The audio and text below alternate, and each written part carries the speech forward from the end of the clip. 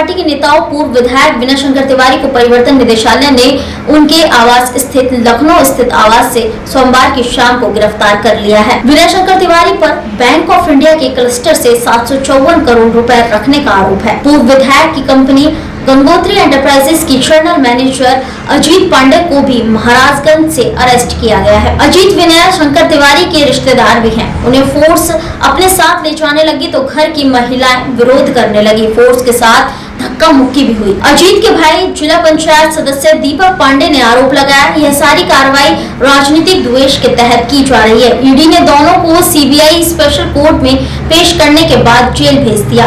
विनय शंकर तिवारी पूर्वांचल के कद्दावर नेता रहे। विनय शंकर तिवारी हरिशंकर तिवारी के बेटे हैं। हरिशंकर तिवारी की मौत भी हो चुकी है। ईडी ने सोमवार को सुबह 6 बजे पूर्व विधायक की कंपनी गंगोत्री एंटरप्राइजेस के लखनऊ, नोएडा, गोरखपुर, मुंबई और दिल्ली के ठिकानों पर छापा मारा था। गोरखपुर में भी दोपहर 1 बजे तक सर्चिंग ऑपरेशन चला, फिर टीम लौटी। विनय शंकर के भाई कुशल तिवारी ने कहा, सरकार के इशारे पर काम हो रहा है।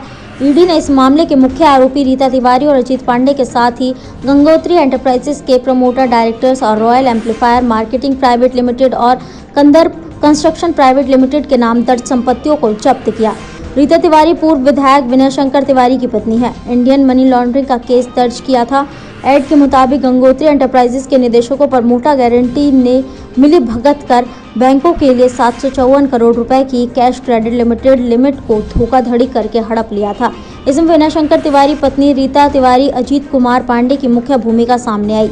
उसके बाद उनकी 3 शहरों लखनऊ, गोरखपुर, नोएडा की वाणिज्य का वासी और किसी भूमि को भी जब्त किया गया। दर्शन बैंकों की शिकायत पर सीबीआई ने इस मामले में केस दर्ज किया था, जिसके आधार पर इंडियन सीबीआई की लिस्ट में नाम जो आरोपियों के खिलाफ मनी लालटेन का केस दर्ज करके जांच शुरू कर दी थी।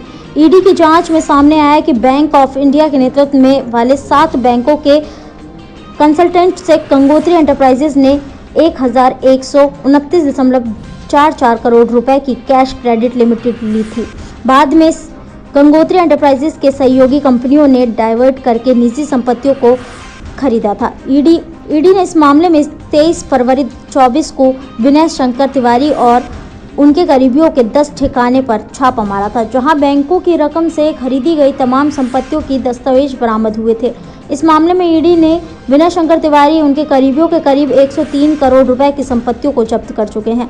आपको बताते चले कि हरिशंकर तिवारी ने राजनीतिक करियर की शुरुआत 2007 में की थी, लेकिन सफलता नहीं मिली। वह गोरखपुर के लोकसभा सीट से योगी आदित्यनाथ के खिलाफ भी चुनाव लड़ चुके हैं। बसपा की टिकट पर 2017 में विनय शंकर तिवारी पहली बार चुल्लूपार सीट से विधायक रहे। उन्होंने बीजेपी कैंडिडेट राजेश त्रिपाठी को हराया था। इससे पहले सीट से विनय शंकर के पिता पंडित हरिशंकर तिवारी लंबे समय तक विधायक रहे, लेकिन 2022 के विधानसभा चुनाव से ठीक पहले विनय शंकर तिवारी ने बसपा का दामन छोड़ दिया और सपा का दामन थाम लिया था। चुल्लूपार के विधानसभा सीट से सपा से विनय शंकर तिवारी को अपना उम्मीदवार घोषित किया। हालांकि विनय शंकर तिवारी चुनाव हार गए थे। कटेंगे तो कटेंगे। आज देश इनसे कह रहा है तुमसे नहीं हो पाएगा। Can you understand the ignorance? We are not looking for your admiration. आपको अपना काम करना पड़ेगा। राजनीति देखिए चाणक्य न्यूज इंडिया के साथ।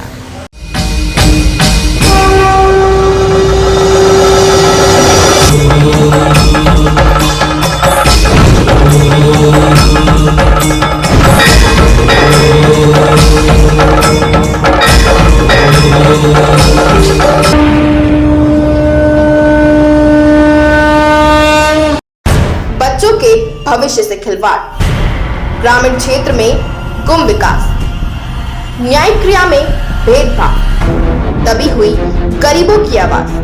पर अब होगी जनता की बात, सड़क से पहुंचेगी संसद तक आवाज। सिर्फ सुन सरकार, देखिए चाणक्य न्यूज इंडिया पर। यूट्यूब और वेब पोर्टल के लिए बड़ी खुशखबरी। CNN मीडिया प्राइवेट लिमिटेड लेकर आया है चाणक्य वर्ल्ड टीवी। अपने यूट्यूब और वेब पोर्टल को अब लेकर जाएं टीवी पर। जानकारी के लिए संपर्क करें 9643761495 पर। अब आप भी बन सकते हैं सिटीजन जर्नलिस्ट, लड़ सकते हैं अपने हक की लड़ाई। अपने हक की लड़ाई में चाणक्य न्यूज इंडिया है आपके साथ। आज ही प्ले स्टोर से डाउनलोड करें Chanakya news India mobile app. उसके बाद मेरा पोस्ट पर जाकर अपडेट करें फोटो के साथ। हम बनेंगे आपकी आवाज, देश का तेजी से बढ़ता नेटवर्क